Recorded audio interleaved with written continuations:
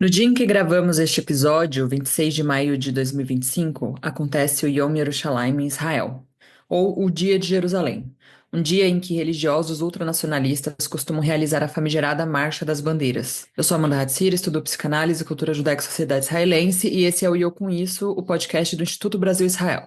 E eu sou Anita Efraim, sou jornalista e mestre em comunicação política. Essa data, que há muito tempo é palco de violência e demonstrações anti-árabe, tem novas nuances depois do 7 de outubro, e também diante de uma democracia israelense cada vez mais fragilizada. Para falar desse tema, já no calor dos acontecimentos, a gente convidou o João Quatro Miragaia, historiador, educador, também podcaster no podcast do lado esquerdo do muro e assessor do IB. Tudo bem, João? Bem-vindo mais uma vez. Oi, Anitta. Oi, Amanda. Prazer estar aqui de novo. Também. Bom, João, para começar, conta pra gente o que é o Yom Yerushalayim, né? O que essa data simboliza em Israel? É um feriado como Yom HaZikaron, Yom HaTzmaut, ou a importância de Yom Yerushalayim hoje se limita aos israelenses religiosos que são ultranacionalistas? Você fez uma pergunta que já um pouco direcionando para o presente, né? E eu preciso dar uma explicação histórica um pouco para a gente poder conceitualizar e chegar no que você terminou de perguntar. Mas é importante também porque a data, como qualquer evento, como qualquer lugar de memória, como dizia o historiador Pierre Nora, né, as datas comemorativas elas são um lugar de memória, como são os símbolos, como são as estátuas, como qualquer evento que visa recordar alguma coisa, criar uma memória coletiva sobre algum evento, eles chamam de lugar de memória. E a data, o Dia de Jerusalém, é um lugar de memória, como também é o Dia da Independência de Israel, como também é o Dia do Holocausto, como são várias outras datas, tanto aqui em Israel, como no Brasil, como em qualquer outro lugar do mundo.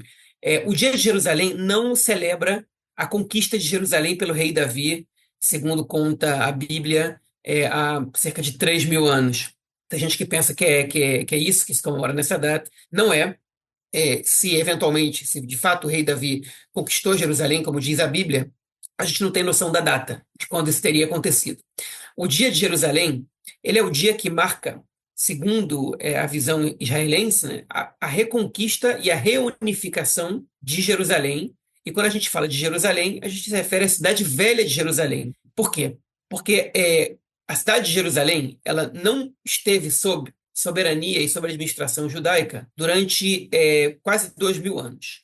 Em 1948, quando o Estado de Israel é declarado, na guerra, que em Israel se chama Guerra de Independência, que os palestinos chamam de Nakba, a cidade de Jerusalém ela foi conquistada parte pelo Estado de Israel e outra parte pela Jordânia. E toda a cidade velha de Jerusalém, os 4 bairros, o bairro judaico, o bairro muçulmano, o bairro cristão e o bairro armênio, incluindo o Muro das Lamentações, ficaram sob o domínio da Jordânia. E entre 1949, que foi quando a guerra terminou, e 1967, que foi quando Israel conquista a parte oriental de Jerusalém, nenhum judeu, praticamente, poderia frequentar o Muro das Lamentações. O bairro judaico da Cidade Velha ficou praticamente fechado para judeus, porque judeus não israelenses tinham receio de visitar o bairro judaico, de ser identificados com Israel, de identificarem, enfim, de que os jordanianos, de alguma maneira, associassem essas pessoas ao sionismo, e os judeus israelenses estavam proibidos de frequentar o lugar. Então foram aí 18 anos sem a presença praticamente de judeus na região. E em 1967, quando Israel lança um ataque contra a Jordânia na Guerra dos Seis Dias, a cidade velha de Jerusalém, incluindo o Muro das Lamentações, passa a estar sob controle israelense, passa para mãos israelenses. Não só a cidade velha, mas também Jerusalém Oriental e também alguns territórios que circundavam Jerusalém Oriental e que foram anexados à cidade, ou seja, Israel ampliou o território urbano de Jerusalém, especialmente de Jerusalém Oriental, inclusive alguns vilarejos árabes que não faziam parte da região metropolitana, perdão, da região municipal de Jerusalém. Eram parte da região metropolitana, mas não eram parte do município. E em 1968, alguns meses depois dessa conquista de Jerusalém, o partido Mafdal, alguns rabinos ligados, na verdade, ao partido Mafdal, o partido sionista religioso, propuseram a criação do Dia da Reunificação de Jerusalém. E aí, os eventos para essa data proposta começaram a acontecer já em 68, e ano a ano eles foram sendo modificados. A princípio era um evento do qual participavam sionistas da esquerda sionista, da direita, religiosos, seculares, porque bem ou mal aquilo representava o direito do povo judeu sobre a cidade velha de Jerusalém, qual eles estavam privados, então o movimento sionista se identificava como um todo com essa data, mas gradualmente esse evento foi sendo cada vez mais identificado com a direita religiosa sionista. Até que em 1998 o evento virou lei, né? O Dia de Jerusalém passou a ser lei de Israel, passou por uma legislação no parlamento, e a data foi oficializada no calendário nacional do país. Agora, as comemorações ou os eventos dessa data, eles também variaram ano a ano.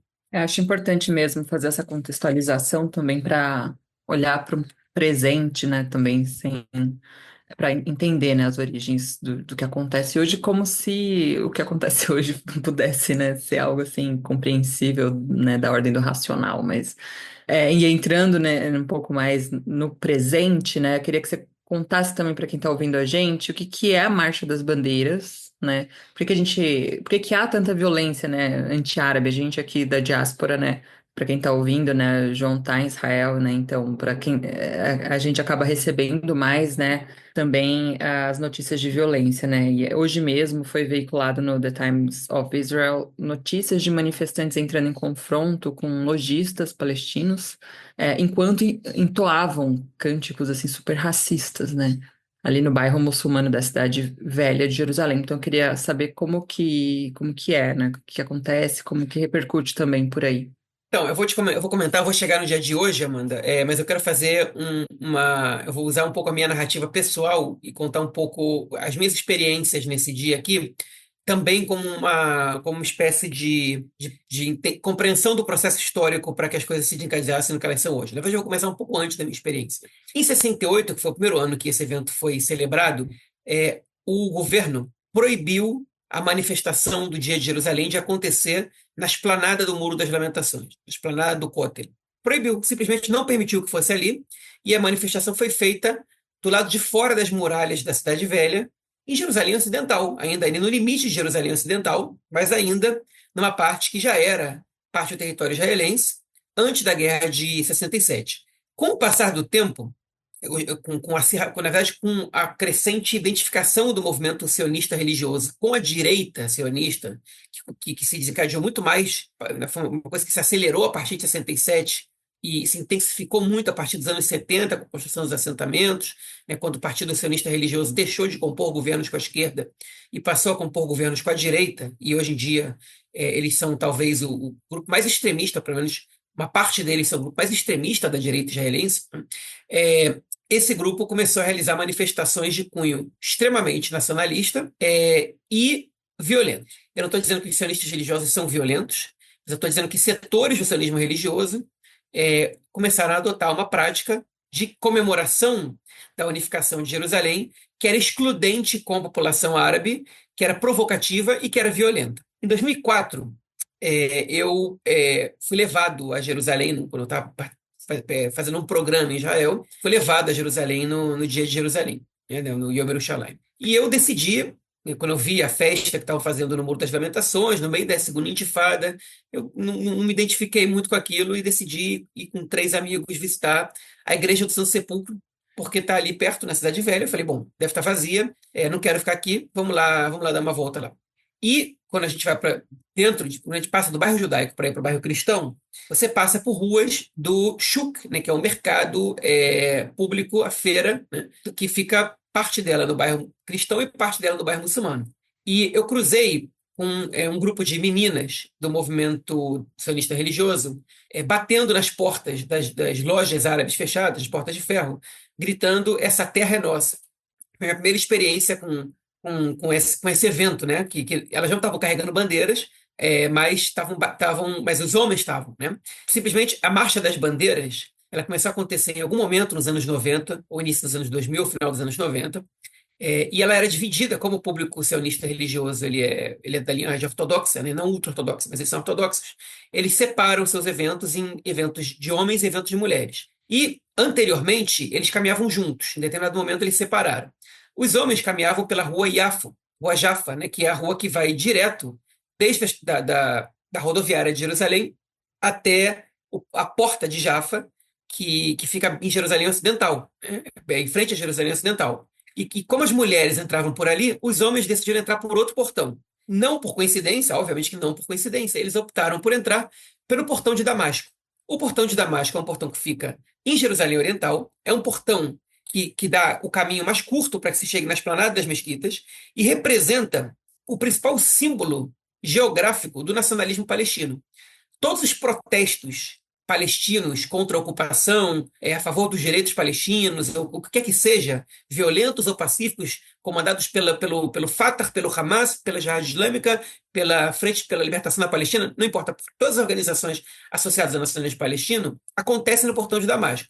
Então, a escolha por entrar na Cidade Velha pelo portão de Damasco era uma provocação. E isso começou a ser debatido, a polícia não dava autorização, se entrava na justiça, porque Jerusalém foi unificada por Israel, foi oficializada, na verdade, por Israel, essa anexação já nos anos 60. Então, a alegação dos advogados que defendiam esses grupos era que não deveria haver nenhuma proibição para que nenhum judeu pudesse circular por Jerusalém, uma vez que Jerusalém é parte do Estado de Israel, e judeus não podem ser proibidos de circular por nenhuma rua do Estado de Israel.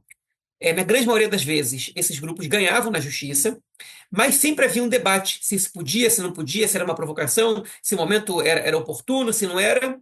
E em 2025, pela primeira vez, esse debate sequer aconteceu. Esse grupo entrou pelo portão de Damasco, o ministro da Segurança Pública, Itamar Ben-Gvir, junto de um outro deputado chamado Tzvi Sukkot, subiram na esplanada das mesquitas, o Tzvi Sukkot com uma bandeira de Israel, isso obviamente que é para provocar os palestinos e para afirmar isso aqui também é nosso, que obviamente é uma área super problemática, porque a mesquita de Al-Aqsa é o terceiro lugar mais sagrado do Islã e um símbolo também do nacionalismo palestino. Uma deputada do Partido Israel Nossa Casa abriu o seu gabinete de maneira temporária numa sede da UNRWA, que é a organização da ONU responsável pelos refugiados palestinos. Ela usou da sua imunidade para abrir esse gabinete, né, na frente da sede da UNRWA, e protegida, obviamente, pela polícia. E o evento de hoje foi repleto de provocações. Vale lembrar que a gente está há 1 ano e 8 meses já de uma guerra, na qual já morreram quase 2.000 israelenses e mais de 50 mil palestinos, e aparentemente a preocupação dessas pessoas hoje é com festejar de uma maneira provocativa, como se diz em hebraico, metendo o dedo no olho dos outros, porque o caos parece ser o que lhes interessa. Então, o evento esse ano foi assim. Para nossa sorte, a gente teve casos de violência, é verdade, mas para nossa sorte, a população palestina de Jerusalém Oriental foi precavida e decidiu fechar as lojas, a grande maioria pelo menos, antes do tempo, e evitaram circular pelas ruas do bairro muçulmano. E por isso a gente teve menos atos de violência esse ano do que a gente teve no ano passado, no ano retrasado, e especialmente em 2021, que foi o evento, se eu não me engano, mais violento da história do Dia de Jerusalém. Então, um dia que servia para celebrar o direito dos judeus de frequentar o Muro das Lamentações e de demonstrar amor a Jerusalém, passou a ser ressignificado como um dia de ódio gratuito, de provocação, de violência. Eu não entendo como isso pode ser aceito de maneira geral pela sociedade, porque o Dia de Jerusalém, um dia nacional, passou a ser um dia do ódio, um dia da guerra, um dia do conflito. A gente vai chegar daqui a pouquinho nessa questão da sociedade civil, mas antes, João, queria saber se esse movimento dos religiosos ultranacionalistas, ele se concentra todo na Cidade Velha. Eles se deslocam, são pessoas que tem pessoas que estão em Jerusalém, mas tem pessoas que estão na Cisjordânia também, imagino. Todos vão para lá por ser o Dia de Jerusalém? Tem coisas que acontecem em outros pontos do país ou é restrito? Não, os principais eventos são em Jerusalém. Mas ano passado eu estava dando uma atividade numa escola na cidade de Zichron Yaakov, que fica mais ou menos a 20 minutos ao sul de Haifa, e do lado da escola passou uma manifestação, uma marcha das bandeiras em Zichron Yaakov. É uma cidade de 20, 25 mil pessoas, e um grupo, provavelmente ali de estudantes secundaristas, né, saiu com as bandeiras para manifestar enfim, alguma ideia, né? Obviamente associada à extrema-direita. E, aliás, esse é um fenômeno também que a gente vê cada vez mais comum, né? Que é a cooptação de jovens, de adolescentes por esses grupos da extrema-direita. Quero comentar sobre isso, mas respondendo melhor a tua pergunta. Existem eventos espalhados pelo país, mas eles estão concentrados em Jerusalém, como naturalmente deveria ser, né? O Dia de Jerusalém, mas também existe um esforço de boa parte dessas pessoas, especialmente do público sionista religioso, não somente deles, né? A gente tem membros da direita secular também. A ultra-ortodoxia é muito pouco presente nesse caso. Ainda a gente tem alguns grupos da ultra-ortodoxia sionista que participa, mas eles são uma minoria. Mas a ortodoxia sionista frequenta Jerusalém, principalmente, saindo dos assentamentos nos territórios, onde eles estão bem concentrados, mas também de outros bairros de Jerusalém, de outras cidades do país, como Givat Shmuel, que concentra. Né? Givat Shmuel, na verdade, é uma cidade muito mais moderada, né? Tem sionistas religiosos muito mais moderados do que outros, mas obviamente você tem aí alguns grupos que viajam para Jerusalém, como de diversos outros lugares. Então, sim, eles estão concentrados lá. Agora, o ato central de comemoração do Dia de Jerusalém, que eu também tive presente uma vez quando eu estava no Exército, né? O Exército me levou para esse ato, com direito ao discurso do primeiro-ministro, que já era o Netanyahu naquela época. Ele não é na cidade velha de Jerusalém, ele é em Givat Moshe, que é uma ex-base militar, hoje mais um lugar de memória também da Guerra dos Seis Dias, que é um lugar chave, cuja batalha foi muito emblemática na Guerra dos Seis Dias, foi um dos lugares mais difíceis de serem conquistados, e lá se realiza o evento central de comemoração do Dia de Jerusalém. Não acompanhei como foi esse ano, esse evento não costuma ser transmitido em cadeia nacional, mas algumas pessoas vão ao ato, né, para celebrar dessa maneira.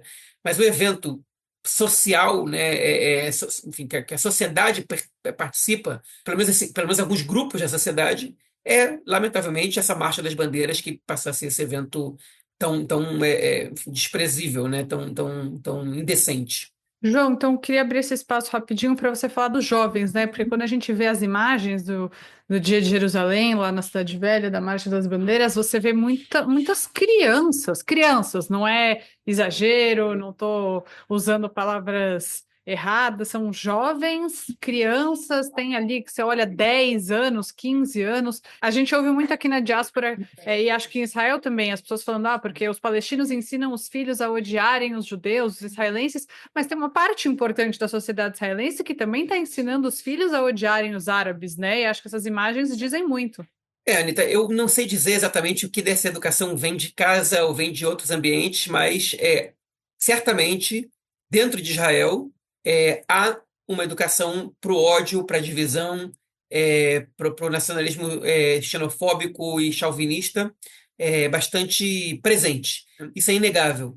E isso a gente consegue perceber em diversos locais da sociedade. Eu não conheço a sociedade palestina de dentro, eu não posso falar sobre a sociedade palestina, mas a sociedade israelense eu conheço e também conheço como educador nas escolas. E a juventude israelense, ela é uma juventude que em pós-trauma total, né, porque passar pelos eventos do 7 de outubro, por exemplo, que também passam em looping na televisão e nas redes sociais, às quais eles estão expostos, contribui um pouco para a formação dessa juventude, contribui bastante, eu diria. Então, é muito fácil, num ambiente desses de conflito, de guerra, e principalmente após um evento tão traumático como o 7 de outubro, disseminar ódio nas pessoas.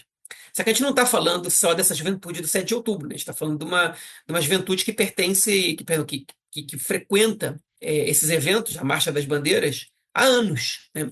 Em 2023, eu estava em Jerusalém nessa data, não porque obviamente que eu não compareci à Marcha das Bandeiras, porque eu fui dar uma aula em Jerusalém. E eu fui voltar de trem, né, para minha casa, no norte de Israel, e eu presenciei uma cena de um garoto entrando no trem, e cumprimentando o outro, e aí ele não falou oi, tudo bem, a primeira coisa que ele disse foi morte aos árabes, né? E a resposta e o outro garoto riu e apertou a mão dele. Os dois viajaram para Jerusalém, né, eu escutei a conversa deles depois, para estarem presentes nessa manifestação, na Marcha das Bandeiras.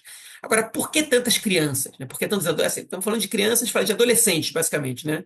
13, a partir dos 13 anos, mas o grosso ali eu acho que tem na faixa dos 15 a 17. Eu acho que a adolescência é uma idade que a gente desafia as regras e que a gente desafia as normas enfim, hormonalmente, os jovens, talvez especialmente os homens, estão sujeitos a algumas mudanças, né? O radicalismo ele floresce nesse momento. É muito fácil cooptar jovens nessa idade com um discurso radical, e eu acho que isso acontece de maneira muito.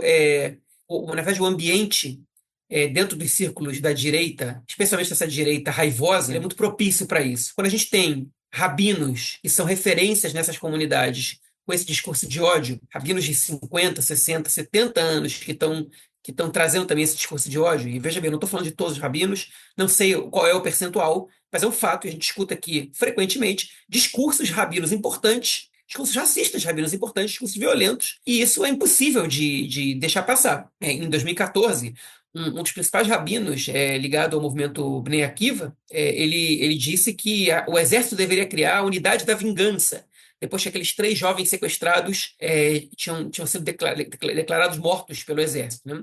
E isso foi, enfim, esse é um discurso de incitação gigantesco, né? E que não condiz, pelo menos a meu ver, com os valores judaicos. Não tem vingança, não deveria fazer parte do lexicon, né? Do dicionário judaico. Mas, lamentavelmente, para alguns rabinos, para algumas pessoas, isso passou a ser. E essa juventude ela é muito facilmente cooptada com esse discurso.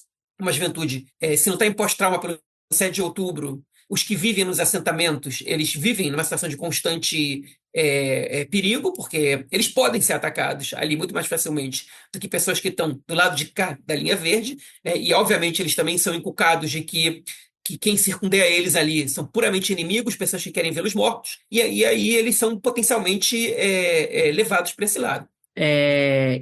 Bom, hoje a gente viu também, né, hoje na abertura da Marcha das Bandeiras, né, que o Itamar Ben-Gvir, ele, né, que é ministro da Segurança Nacional, falou, né, para esses manifestantes, né. E aí eu queria que você comentasse um pouco, João, qual que é o papel do atual governo nesse tipo de violência de judeus contra árabes? Olha, especialmente no caso do Itamar Ben-Gvir, que é o ministro responsável pela polícia, o papel dele é fundamental aí.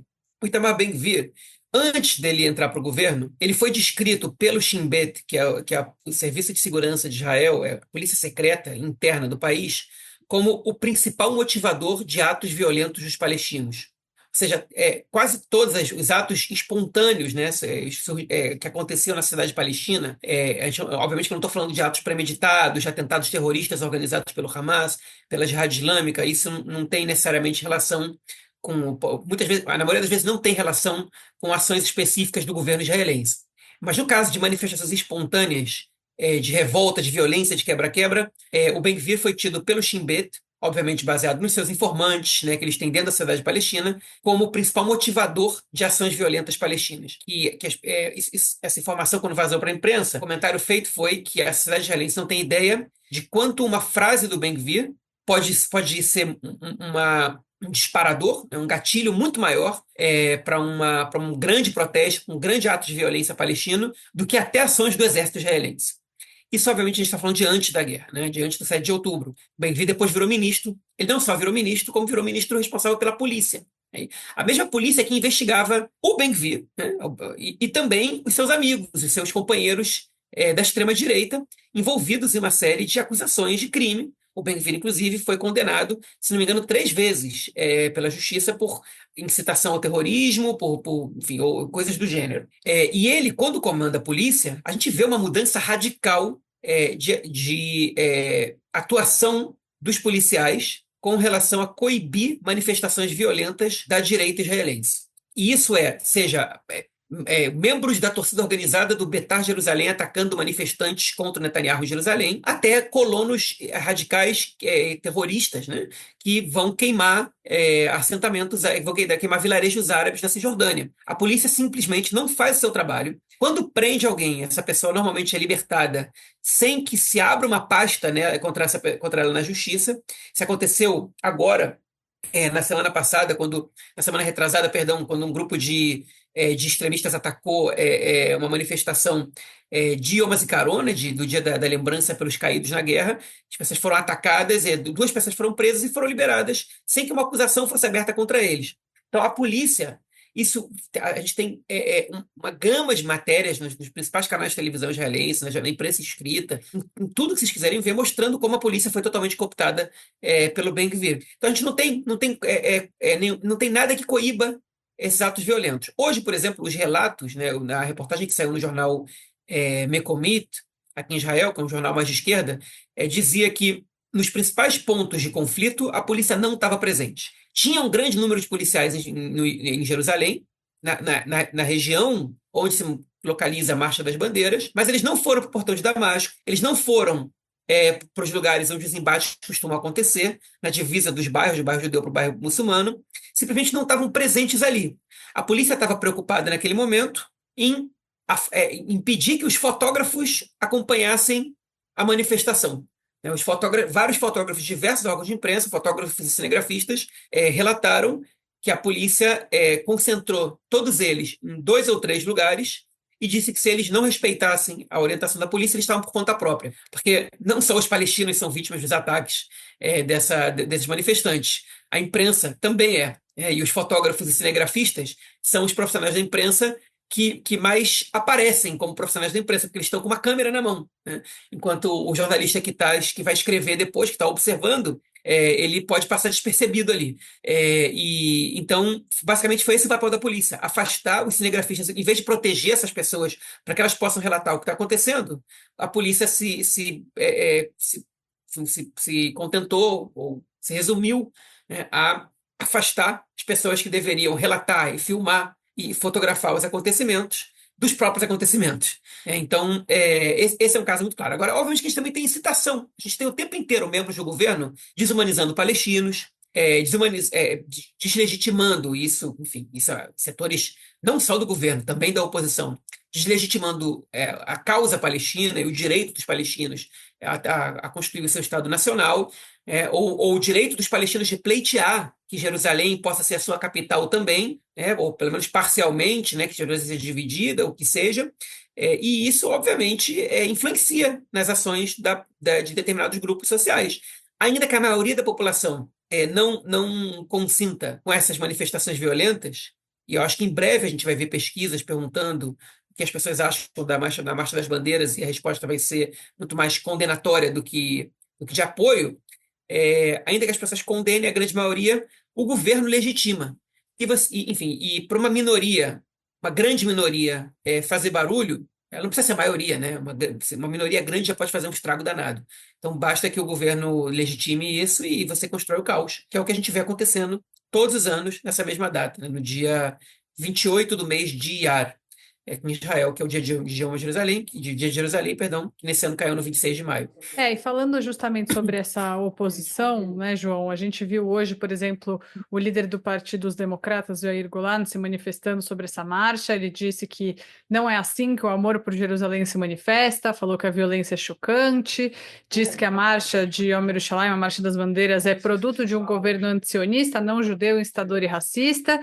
E a gente viu também o movimento Standing Together impedindo esses judeus de agredirem árabes. Então, queria que você falasse um pouquinho sobre o que você acha que é o pensamento majoritário dentro da sociedade israelense. Quais são esses movimentos de setores mais progressistas contrário à Marcha das Bandeiras e qual a relevância de setores da sociedade israelense se colocarem contra essa marcha de cunho racista? A gente viu membros, né, de grupos de direitos humanos, que, como você comentou também, do Standing Together e do Roim et HaKibush Ba'inayim, né, que é um movimento, a tradução Olhando a Ocupação nos Olhos, né, que foram basicamente para a manifestação para evitar violência, ou seja, para entrar no meio dos espancamentos e evitar a briga, né? E a gente tem vídeos mostrando essa participação física dessas pessoas ali. Um dos principais vídeos é um militante do Standing Together. Ele impede um linchamento de um palestino na entrada da Cidade Velha. E a gente tem outros relatos. Engraçado que a polícia, né, ela só compareceu ao portão de Damasco para retirar esses manifestantes desses grupos de direitos humanos de lá. Ou seja, ela não só não foi proteger os palestinos, como impediu as pessoas que queriam proteger os palestinos de fazer esse trabalho. Essas pessoas foram retiradas e voltaram para lá, né? Depois, esses são os relatos que eu li na mesma reportagem do Mecomita. Mas sim, a gente vê. Existem pessoas em Israel que recusam, né, que se recusam a entrar no processo de desumanização do outro lado, e que não só se recusam, como tomam uma postura ativa. Nesses casos, inclusive corajosa, porque é muito perigoso você entrar no meio de uma situação dessas, sabendo que do outro lado existe uma grande maioria muito violenta e que a polícia não está ali para te proteger. Isso é realmente. E essas pessoas sabem disso muito bem. Eles não foram inocentemente para lá achando que iam chamar a polícia e que isso ia ser resolvido. Então a gente vê setores da sociedade israelense que não compactuam com isso e que também tomam uma posição proativa. A gente vê políticos israelenses que criticam o que se transformou a Marcha das Bandeiras, mas a gente vê também um grande silêncio com relação a isso. E esse grande silêncio ele emana de uma série de questões. Mas eu acho que principalmente que a gente pode destacar, enfim, ou na verdade, se a gente for categorizar, né, o silêncio dos políticos, ele é um silêncio que ele é um silêncio oportunista eleitoralmente, ou pelo menos que visa ser, entendendo que caso eles critiquem uma manifestação sionista, eles sejam associados aos palestinos. E num momento como o atual, de muito ódio semeado, de muita desumanização trabalhada durante bastante tempo, é perigoso que você seja identificado com os palestinos e o governo Netanyahu e a sua máquina de veneno, né, que é como chama aqui, o gabinete do ódio de Netanyahu, em hebraico, a expressão usada é máquina de veneno, desse governo, ela não perde uma oportunidade de associar membros da oposição, ou militantes de direitos humanos, ou quem quer que seja, ao terrorismo, ao Hamas, ao inimigo, no caso, né? Então, esse é o silêncio dos políticos. E, obviamente, que sem líderes, a população ela tende a refletir menos. Se alguém não está chamando atenção, se alguém importante não está chamando atenção. E a população em si, ela está vivendo os efeitos desse momento. E eu, sem passar a mão na cabeça de ninguém, porque eu acho lamentável que as pessoas compactuem ou se silenciem sobre o que está acontecendo, ou não reflitam, a gente tem que entender que o contexto não é muito favorável para propor reflexões e para exigir das pessoas grandes reflexões, porque, bem ou mal, a gente está com os direitos democráticos sendo cerceados de maneira acelerada.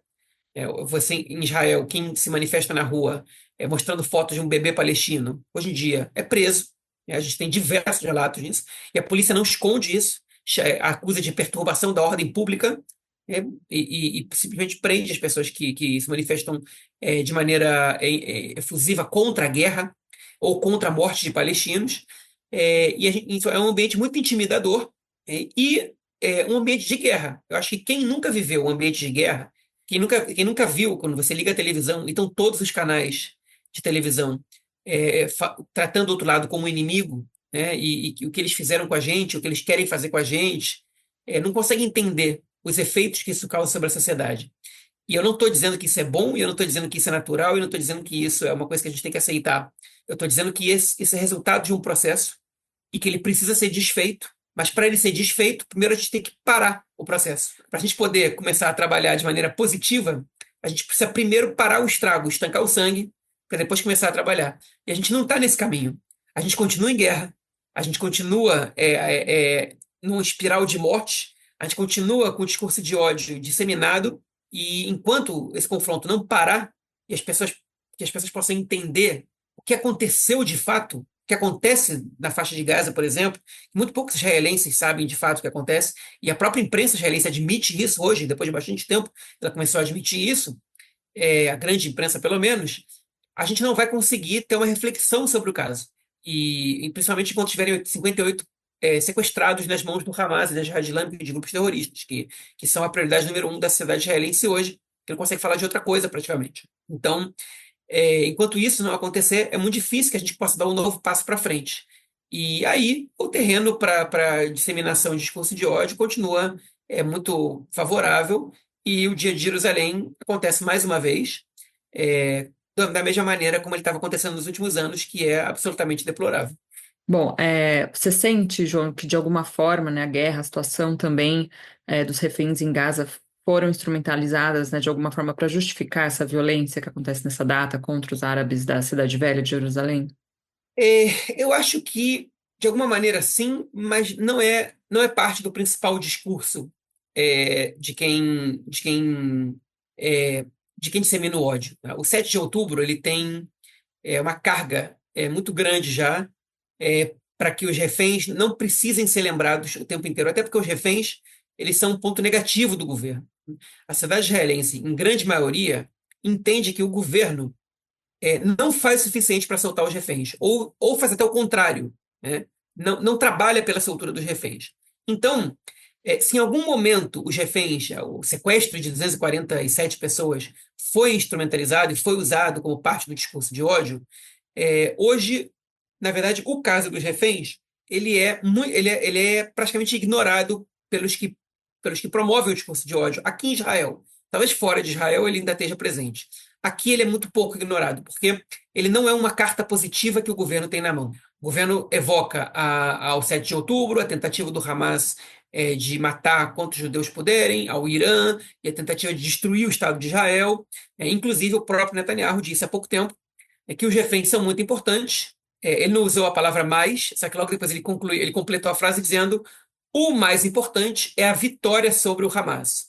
Então, ele deixou claro que ele não vai interromper a guerra para libertar os reféns. Ele vai com a guerra até o final, e se os reféns que são importantes tiverem que pagar com as suas vidas, talvez seja um sacrifício a ser feito, né? Enfim, essa é a interpretação mais clara do comentário que ele fez, e a própria mídia chapa branca do Netanyahu não esconde e não refuta essa interpretação. É muito claro, até porque atualmente eles tratam as famílias dos reféns como inimigas do Estado, né? Porque eles estão fazendo pressão contra o Netanyahu e contra o governo que estaria usando todos os esforços possíveis para derrotar o Hamas, e eles estão fazendo o jogo do Hamas, né? Então, os reféns eles passaram a ser associados à oposição ao governo. Eu não diria nem à esquerda, mas à oposição ao governo. E enfim, como eles foram associados à oposição, a carta dos reféns é menos utilizada hoje do que antes, ou quase não é utilizada. Mas eles não precisam dos reféns. Eles têm. O Hamas, lamentavelmente, produziu bastante material para que eles possam usar e reutilizar quantas vezes forem necessárias, para assustar a população, para amedrontar a população, e para gerar ódio na população. Enfim, e aí o que eles precisam fazer, basicamente, é relacionar o Hamas a todo o povo palestino, para que esse ódio seja expandido a todo o povo palestino, ou que pelo menos a indiferença impere sobre o restante do povo palestino. Enfim, então, basicamente, o governo tem a faca e o queijo na mão para o discurso de ódio, mas ele, mesmo assim, não tem apoio popular, né? Mesmo disseminando ódio, ele não tem apoio popular, porque ele é um governo ruim para a população israelense, e ela entende isso.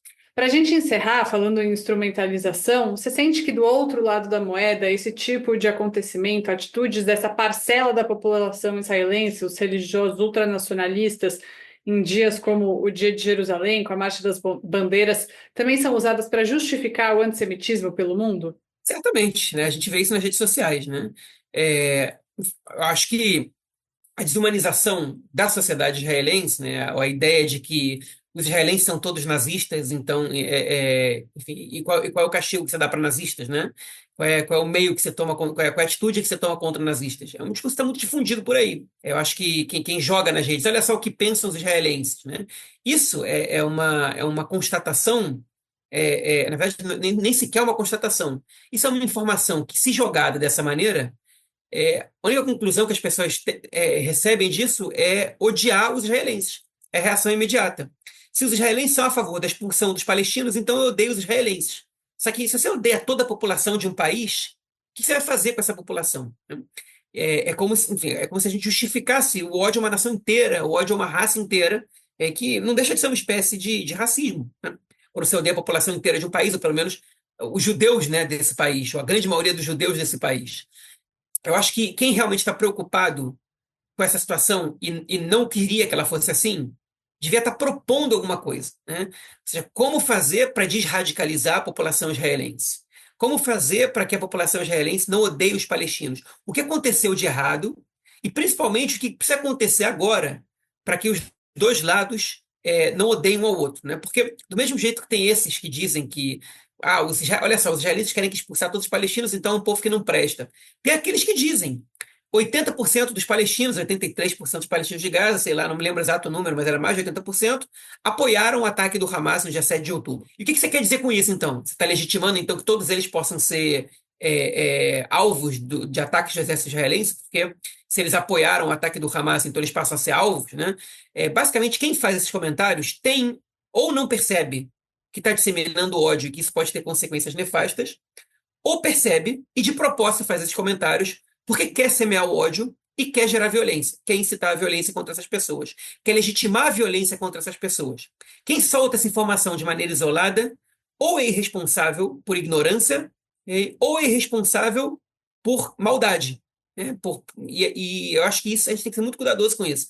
Porque eu, às vezes, me irrito muito com a população israelense. Me irrito com meu vizinho, me irrito com as pessoas que estão próximas de mim, quero gritar com eles, quero discutir, enfim, quero cortar relações com todos eles. E até no momento eu respiro e falo, pera, não pode ser que tanta gente pense assim à toa, né? Então, alguma coisa aconteceu para que as pessoas pensassem assim. E alguma coisa precisa acontecer para que elas deixem de pensar assim. Porque a população israelense não foi sempre assim, e ela não precisa continuar sendo. Né? A Alemanha hoje não é a Alemanha de 1945, quando termina a Segunda Guerra Mundial, né? Ou muito menos a Alemanha de 35, né? Lá no auge do nazismo. Então, acho que aconteceu alguma coisa na Alemanha, obviamente, além de perder a guerra, mas depois, um processo que aconteceu ali, para que as pessoas fossem desnazificadas. Eu acho que essa desradicalização da sociedade israelense, ela precisa acontecer. Mas, outra vez, para que isso aconteça, a gente precisa interromper, antes de tudo, essa guerra. Ela precisa parar, de qualquer maneira. Porque, do jeito que ela está indo, ela não vai atingir o objetivo que o Netanyahu propõe. A gente já está vendo isso muito claramente. Pelo contrário, ela vai gerar tragédias ainda maiores. Tragédias que não vão poder ser resolvidas no futuro. Porque cada vida que se perde, a gente não pode ressuscitar. A desradicalização, um processo educacional a longo prazo resolve. Mas vidas perdidas você não ressuscita. João, muito obrigada, viu, por mais uma vez aceitar nosso convite, né? Sempre estar aqui discutindo temas complexos, difíceis, mas com muita profundidade. Então, eu queria te agradecer por contribuir aí com o tema, o debate sobre aqui no nosso podcast. Obrigado a vocês, é sempre um prazer. Se precisarem, estou aqui. Para quem está ouvindo, a gente conversou com o João Coates Miragaia, ele é historiador, educador e assessor do IB. E quem quiser mandar uma mensagem para a gente, pode escrever no nosso e-mail, e eu com isso, @institutobrasilisrael.org, e também deixar o seu comentário no Spotify. O Eu Com Isso está em diversas plataformas de áudio, como Spotify, Orelo, Apple Podcasts e também no canal do YouTube do Instituto Brasil Israel. Não esqueça de seguir o IB nas redes sociais e até quarta-feira que vem. Tchau!